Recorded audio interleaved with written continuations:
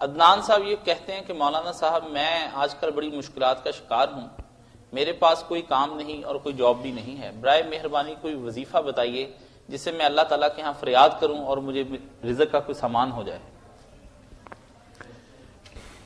اللہ سے دعا کرنے سے بڑھ کر مومن کا کوئی ہتھیار نہیں۔ یہ دنیا پیدا کرنے کے بعد اللہ تعالیٰ ریٹائر نہیں ہو گیا، نہ اس کو چھوڑ دیا کھلا کہ جیسے جی چاہے چلے۔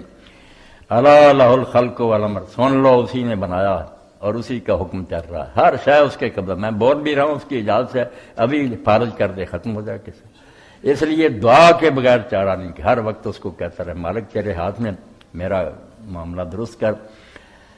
تو اس بارے میں ایک تو وہ دعا جو ہے نا حضرت علی رضی اللہ عنہ کو بھی سکھائی دوسروں کو، اللہ مکفنی بحلالک عن حرامک واغننی بفضلک من شئت، اللہ حلال ہی مجھے اتنا دے کہ مجھے حرام کی ضرورت نہ پڑے، اور اپنے فضل سے غنی کر دے کہ کسی دوسرے کی منت سماعت نہ کریں گے۔ یہ دعا ہی بہت آ رہا، کہتے ہیں وہ پہاڑ جتنا بھی قرضہ تھا اتر جائے گا۔